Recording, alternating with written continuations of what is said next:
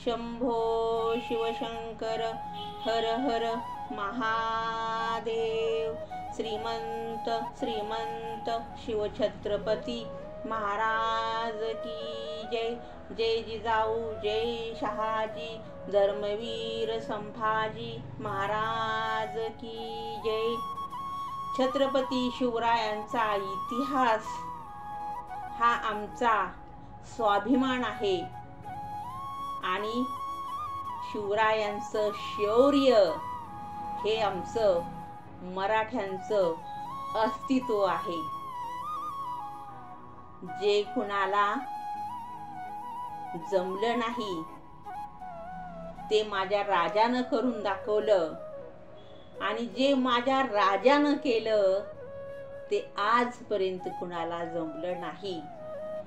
एवढी ओळख भरपूर आहे आणि हा इतिहास येणाऱ्या पिढीसाठी सांगणं, त्यांना प्रेरणा देणं हे आमचं आद्य कर्तव्य आहे। शिवरायांच्या जन्माची थोडक्यात कहाणी तुम्हाला सांगते, अगदी आवडेल, मन लावून ऐका। संध्याकाळची वेळ होती। आजूबाजूच्या बायका माता जिजाऊंच्या जवळ गप्पा मारत बसल्या होत्या।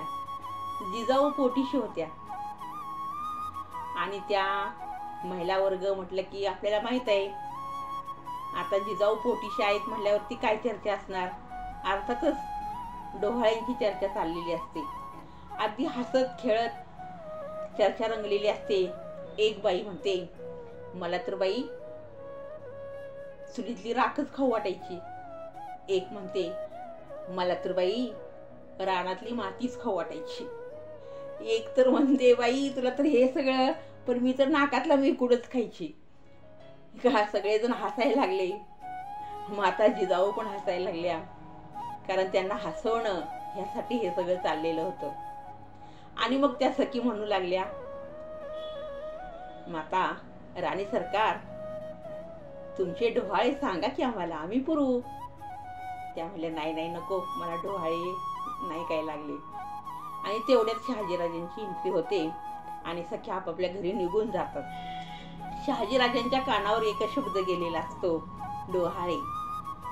आणि मग शहाजीराजे जवळ येतात, जिजाऊंना म्हणतात, राणी सरकार त्यांना नसेल सांगायचं पण मला तरी सांगा, एक पतिदेव म्हणून तुम्हाला काय डोहाळे लागलेत, मी पुरवतो तुमचे डोहाळे।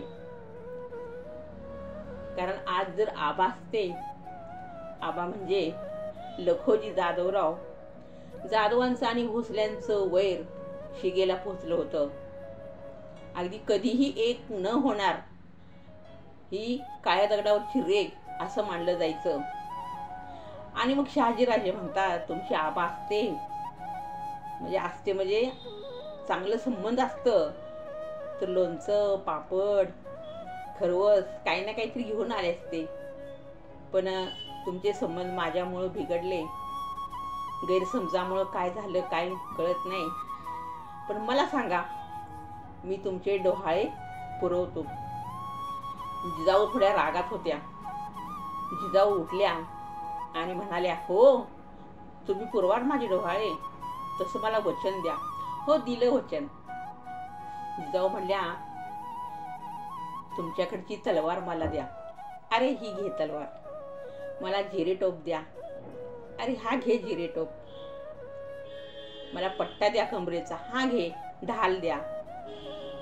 दिली आणि ते हसायला लागले। जिजाऊंच्या डोळ्याच्या कडा ओल्या झाल्या होत्या आबांच्या नावानं, पण ते अश्रू सुद्धा आतल्या आत जाळण्याची ताकद या राणीकडे होती।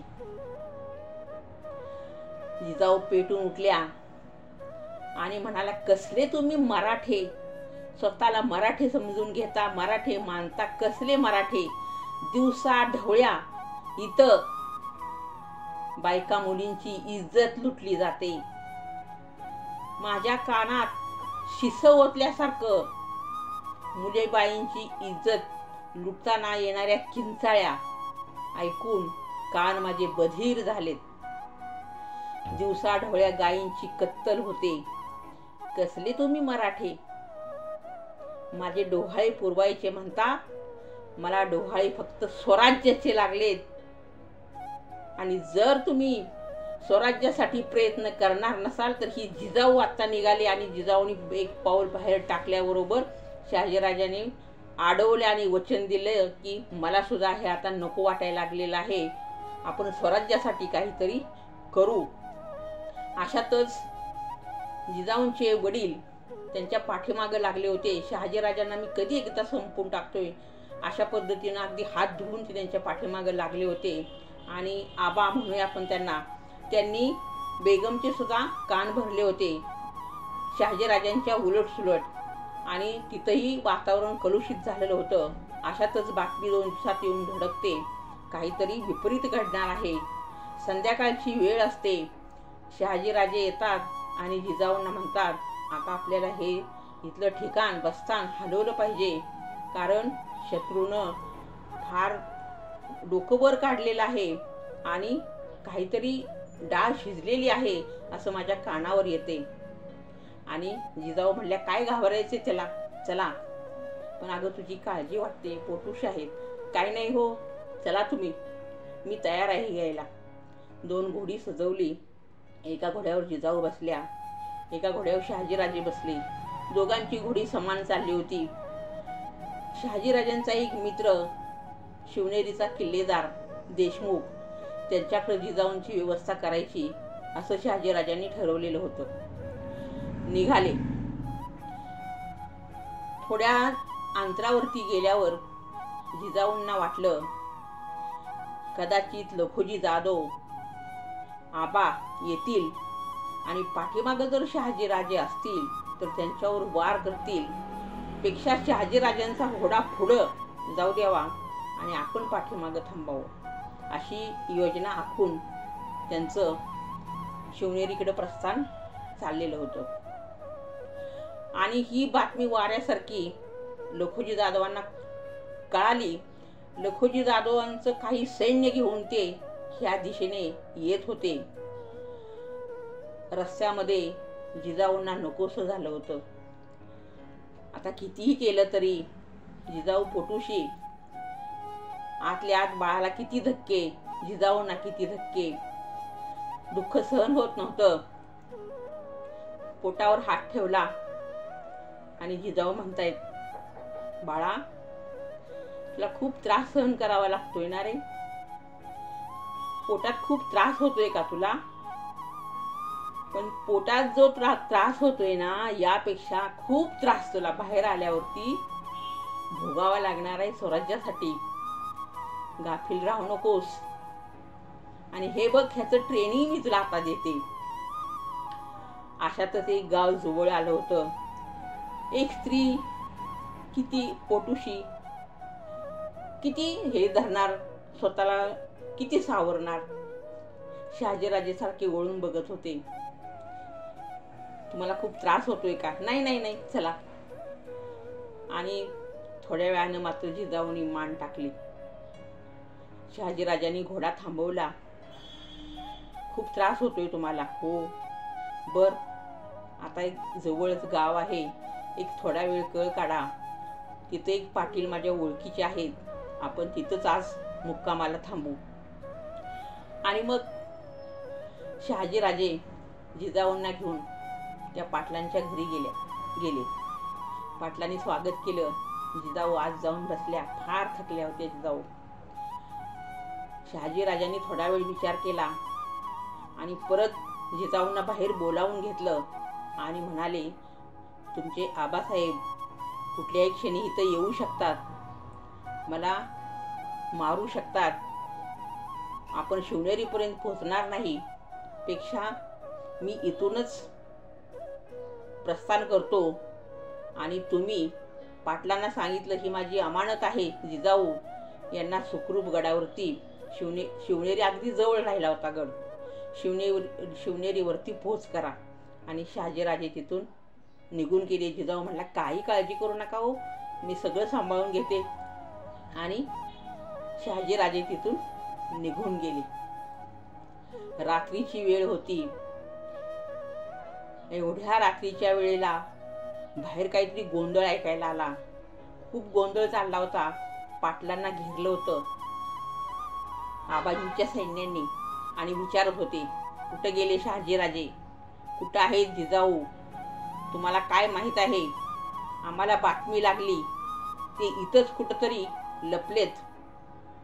लपलेत हा शब्द ऐकल्याबरोबर जिजाऊ बाहेर आल्या तलवार घेऊन आणि स्वतःच्या वडिलांना म्हणतात, कुणाला म्हणताय हो लपलेत? लपणारेतले आहेत का माझे शहाजीराजे? लपले बिबले काय नाही, ते कधीच निघून गेलेत. आणि काय हो तुमचं वैर, एवढं वैरच तुम्हाला काढायचंय ना, तर चला ह्या जिजाऊशी 2 हात करा, की समर्थ आहे तुमच्याशी 2 हात करायला. जिजाऊनी तलवार काढली आणि संपून टाका मला. जिजाऊनी जशी तलवार काढली तसं आबाजी पण तलवार घेऊन खाली उतरले. बघतायत तर लक्ष गेलं पोटाकडं. पोरगी पोटुशी आहे.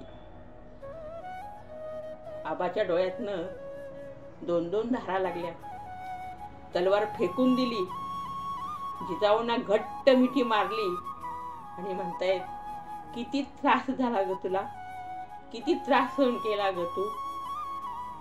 माय लेकरं एक झाली. जिजाऊंना वाड्यात घेऊन आबासाहेब गेले. दोघांच्या खूप गप्पा रंगल्या. खूप काही झालं.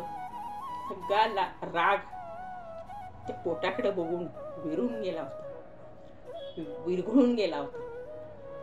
आणि मग जिजाऊ म्हणतायत, मोगलांनी खूपच त्रास द्यायचं ठरवले. आपल्यामध्ये विनाकारण संभ्रम निर्माण झाले. आपण वेगळं झालो, पण शहाजीराजांची तशी भूमिका नव्हती. आणि मग जो इतिहास खरा घडला होता काय ते त्यांना सांगितलं. आबासाहेबांना ते पटलं. आता म्हणले, आम्हाला पहाटच निघावं लागेल, कारण कुणालाही कानकून लागता कामा नये. गडावरनं मेना आला होता. मेन्यात जिजाऊंना बसवलं आणि 86 वर्षाचा म्हातारा त्या मेन्याला खांदा देत होता.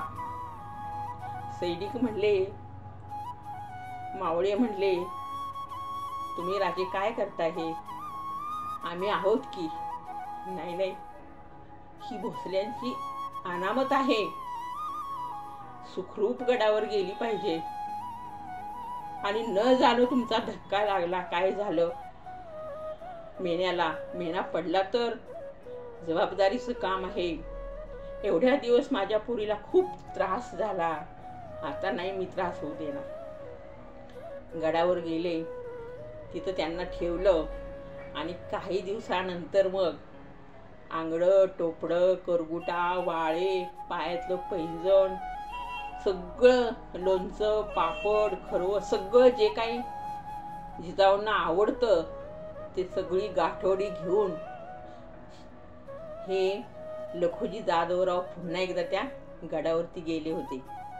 जिजाऊंना मिठी मारली. खूप आनंद झाला. पटकन सगळी गाठोडी सोडायला लागल्या. कुठल्या गाठोड्यामध्ये काय दिलंय आईनं हे बघत होत्या. शेवटचं गाठोडं राहिलं दागिन्यांचं आणि आंगडं टोपड्याचं. आबासाहेब म्हणतात, नका हो, हे नका उघडू. आईने सांगितलंय, बारसं झाल्याशिवाय हे दाखवायचं नसतं, बघायचं नसतं मुलीनं. त्याला काय होते, मी नाही काही शास्त्र पाळत, बघू द्या मला काय दिले आईनं. पैंजण खुळखुळ वाजवून बघितलं. गोड आनंद वाटला. आबांनी जिजाऊंना सांगितलं, आता परत कधी भेट होईल नातवाची, कधी बघतोय त्याला असं झाले. आता हे सगळं ईश्वराच्या अधीन आहे, शंभू राजाच्या म्हणजे शंकराच्या अधीन आहे. कधी तरी येईन मी, आणि नाहीच आलो तर त्याला शूरवीर बनव. जिजाऊंनी तोंडावर हात ठेवला. असं का म्हणताय? असं नका म्हणू आबा, तुम्ही याल परत. नाही, मोगलांनी खूपच थैमान घातलाय आणि निघून गेले. कालांतरानं निरोप आला. त्या दिवशी जाधवरावांचं एवढं मोठं हत्याकांड घडलं, सगळेच्या सगळे मोगलांनी कापून टाकले. लखोजी जाधवराव, त्यांची 2 मुलं, मेहुणे, भाचे, सगळ्याचा खात्मा करून टाकला होता. ही बातमी शिवनेरी गडावरती किल्लेदाराला धडकली होती. किल्लेदाराने ही बातमी गुपचूप ठेवली होती, कारण आता काही अवधी होता जिजाऊंच्या प्रसूत बाळणपणासाठी, आणि अशात हा धक्का त्यांना सहन होणार नाही म्हणून ती बातमी त्यांनी लपवून ठेवली होती. गडावरचं वातावरण सगळं सुन्न झालं होतं. नकळत कुठंतरी टिटवी एखादी ओरडत होती. वारा सगळा शांत झाला होता. झाडं शांत झाली होती. जिजाऊ बाहेर आल्या. बघतायत तर कोणीच कोणाशी बोलत नव्हतं.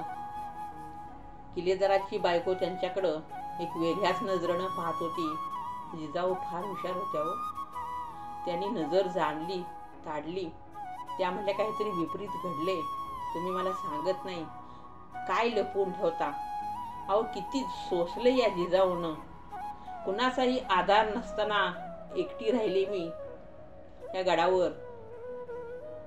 माझे शहाजीराजे कुठे, माझं सासर कुठं, माझं माहेर कुठं, कुणीही माझ्या जवळ नाही. जाधव भोसल्यांचे एवढं वय सगळं मी सहन केले, आणि यापेक्षा अजून वेगळं काय असणार नाही. काय असेल ते मला सांगून टाका. आणि मग किल्लेदारांना नाईलाज झाला टाका. आणि मग किल्लेदारांना नाईलाज झाला आणि सांगितलं, असं असं सगळं झालं. सगळ्यांना, तुमच्या माहेरच्या सगळ्या लोकांचा खात्मा करून टाकला. जिजाऊने किंचाळी फोडली. पोटाला धरत धरत त्यांच्या निवासस्थानी त्या निघून गेल्या किल्ल्यावर.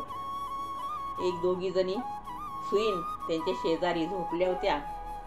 जिजाऊंना कुठली झोप लागती हो. आज भाऊ गेला, बाप गेला म्हणून सगळी नातलग गेली होती. आईचं कसं झालं असेल, कुणाचं कसं, असं तसं करून सगळ्या विचाराचा गोंधळ काहोर माजलं होतं सगळं डोक्यात. या कुशीवरनं त्या कुशीव, त्या कुशीवरनं त्या कुशीव जिजाऊ होत होत्या. आणि मग सुईण म्हणाली, काय तुमच्या पोटात दुखतंय का? नाही नाही नाही, अजून तर मी व्यवस्थित आहे. बर. त्या दिवशी किल्लेदाराची बायको मात्र जिजाऊंची देखरेख करण्यासाठी खास तिथं थांबली होती. जिजाऊ म्हणाल्या, एक माझं काम करता का? काय? काय नाही, शिवाई देवीला जाऊन यायचं म्हणते. हा, एवढ्या रात्रीचं? अहो, त्या देवीचं मंदिर गडाच्या खाली आहे, कसं जाता येईल? नको अशा अवस्थेत. जिजाऊ म्हणल्या, अजून काय वेगळं घडणार आहे हो माझ्या आयुष्यामध्ये? हे एवढं सगळं दुःख तर मी झेललेलं आहे. आता काय घडायचं ते घडू द्या, मला एकदा शिवाईला भेटू द्या. नाही नाही नाही, नको नको, तुम्हाला किती जबाबदारीने आमच्या इथं ठेवले. उद्या माझं काय व्हायचं? तुम्हाला यायचं आहे का नाही माझ्याबरोबर? आणि सगळ्यांना माहिती जिजाऊ खूप हट्टी होत्या. उठल्या आणि तडतड चालायला लागल्या. आणि मग सुईणीची, किल्लेदारींची बायको, सगळ्यांची गडबड झाली. आणि सगळेजण त्यांच्याबरोबर चालत चालत मंदिरापर्यंत गेल्या सगळ्या जणी. सगळ्यांना बाहेर थांबायला सांगितलं. मंदिरात गेल्या. हळदी कुंकू वाहिलं देवीला. देवीकडे एकटक बघत राहिल्या आणि एकदाच ढसढसून रडल्या. अश्रू पुसले आणि देवीला प्रार्थना केली, हे शिवाई, तू खरंच मराठ्यांची देवी आहेस का ग? खरंच तुला मराठ्यांचा कळवळ आहे का ग? का दगड आहेस नुसता? आणि तू जर नुसतं पाषाण असतील तर तुझी पूजा करून काही उपयोग नाही. शेवटची संधी देते तुला. जिजाऊ देवीला संधी देत आहेत. हे बघ, ह्या पोटामध्ये काय आहे? ह्या पोटामध्ये काय आहे? हा स्वराज्याचा अंकुर मी ह्या पोटामध्ये जपलेला आहे. माझा बाप गेला, माझा भाऊ गेला, तरी सुद्धा मी तुझ्याकडे आले का? सगळं सहन केलं, सगळ्यांचं सहन केलं, पण आता मला सहन होत नाही. माझ्या रयतेचं दुःख मला सहन होत नाही. आणि हे बघ, जर तू खरी असशील ना, तर माझ्या पोटी येणारा हा पोरगा स्वराज्य निर्माण करील. आणि असं म्हटल्या बरोबर गर्भामध्ये त्या बाळाच्या मुठी आवळल्या गेल्या. त्याचं नाव आहे शिवाजी. आणि मग देवीला साकडं घातलं. हे बघ, माझ्या आबाने आंगडं टोपडं आणून दिलेलं आहे. आबांचं बारशा दिवशी आंगडं टोपडं घालणार आणि तुझ्या नावाचं टोपडं म्हणजे तुझं नाव मी माझ्या ह्या गर्भाला देणार. शिवाई देवीच्या नावावरून शिवाजी हे मी नाव देते ह्या बाळाला. असा बाळ पोटी घाल माझ्या जन्माला. आया बहिणींची इज्जत वाचवेल. मराठ्यांचं स्वराज्य निर्माण करील. जगामध्ये असं कोणीही स्वराज्य निर्माण केलं नाही. असं स्वराज्य निर्माण करील. गोहत्या थांबवील. आणि जे मराठे आज सैरभैर झाले, त्यांना कुणाचाही आधार नाही, अशा मराठ्यांना आधार देईल असा पुत्र माझ्या पोटी जन्माला घाल, असं म्हणून देवीला नवस केला. आता परत तुझ्या दारात लवकर येणार नाही. आता सगळी काळजी माते तुला. आणि जिजाऊ तिथून निघून गेल्या. आणि मग कालांतरानं अगदी गडावरती, शिवनेरी गडावर काही वाजत गाजत, शिवनेरी गडावरती इतकी धांदल उडालेली असते. सगळेजण पान, सुपारी, खोबरं अगदी सगळ्याची उधळण चाललेली असते. हातीवरनं सगळे साखर वाटत असतात. नगारा वाजलेला असतो. सगळीकडे गोंधळ झालेला असतो. अरे काय झालं, अरे काय झालं, अरे काय नाही, शंभूने अवतार घेतला. शंभूने अवतार घेतला, हो, शंभूने अवतार घेतला. आणि राजे शिवाजी जन्माला आला. राजे शिवाजी जन्माला आला. शिवरायांचं नाव शिवनेरी गडावरती त्या इतका छान पाळणा अजूनही शिवनेरीवरती तो पाळणा आहे. त्या पाळण्यात घालून शिवरायांचं नाव ठेवलं शिवाजी राजे. पहिल्या दिवशी बोलली गंगा, नका बायानो कर तुम्ही जंगा, दशरथ राजाला जाऊन सांगा, जोबा जो रे जो. कारण हा राम जन्माला आलेला आहे, हा कृष्ण जन्माला आलेला आहे, हा स्वराज्याचा जनक, हा स्वराज्याचा जनक, सगळ्यांना तारणारा. तारीख होती 19 फेब्रुवारी 1630. या दिवशी शिवरायांचा जन्म झाला. आणि खऱ्या अर्थानं एक राजा जन्माला आला. त्या राजानं तुम्हा आम्हाचे सगळ्यांचे पांग फेडले. जगामध्ये फक्त एकमेवच राजा असा आहे, शिवाजी राजा, की ज्यानं स्वतःच्या कर्तृत्वावर, हिमतीवर स्वराज्य निर्माण केलं. 32 मणाचं सोन्याचं सिंहासन राजानं स्वतःसाठी बनवलं नाही, रयतेनं राजासाठी सिंहासन बनवलं. असा हा कर्तृत्ववान राजा जन्माला आला. आणि सगळ्या गोष्टी आपल्या जिथल्या तिथं पार पडल्या. आया बहिणींची इज्जत वाचली, स्वराज्य निर्माण झालं आणि मोकळा श्वास आपण सगळेजण घ्यायला लागलो. आज त्या राजाचा जन्मदिवस आहे. आपण राजांच्यासाठी कितीही काही केलं तरी त्यांचे उपकार कधीही फिटणार नाहीत. त्या राजाला त्रिवार वंदन करते आणि हे छोटंसं व्याख्यानरूपी पुष्प तुमच्या चरणी अर्पण करते. बोला जय जिजाऊ, जय शहाजी, जय श्रीमंत छत्रपती शिवाजी महाराज, धर्मवीर